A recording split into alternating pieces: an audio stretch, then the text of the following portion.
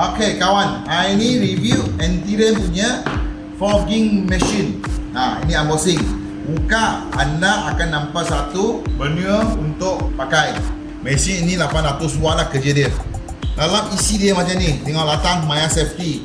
Ada bubble untuk cover tak goyang dengan tak ketuk kiri kanan.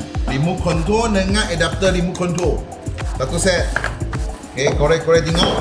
Mesin satu biji besi, material besi. Lepas tu ada skru ikat untuk cover tegakkan. Ada lubang untuk lepaskan haba panas.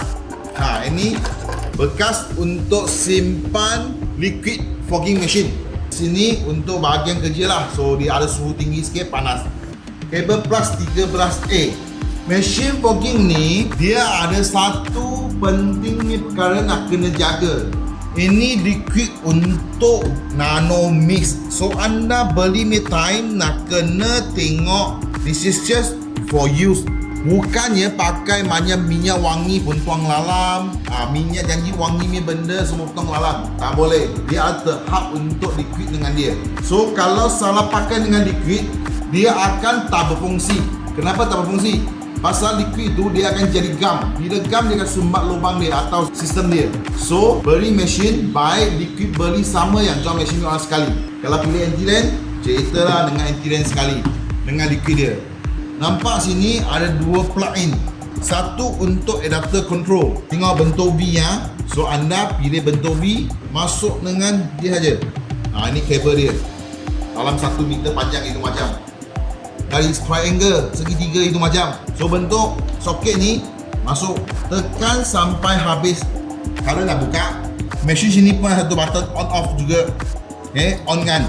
First time on mesin ni dia akan dalam 30 saat sampai 40 saat itu macam. Adapternya itu lampu baru nyala.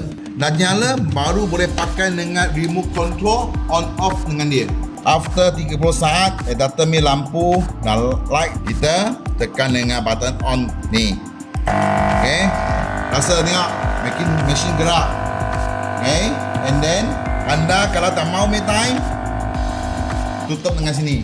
Kalau anda nak automatic, maksudnya tak nak control on off dia, anda hanya on kan saja. After sampai 1 minit lebih, dia akan berhenti, reset balik. Bila reset balik, lampu akan nyala balik lagi sekali. After dah jalan 1 minit lebih sikit tu macam, adapter ini akan matikan lampu sendiri. Maksudnya dia punya proses automatic sudah habis. Dia akan reset. Okay, nampak? Dia reset, dia akan sampai masa dia akan hidup balik. So hidup balik, anda boleh sambung pakai lagi. Reset ni masa dia tak tentu. Dia kadang-kadang 30 saat atau sampai 35 saat itu macam.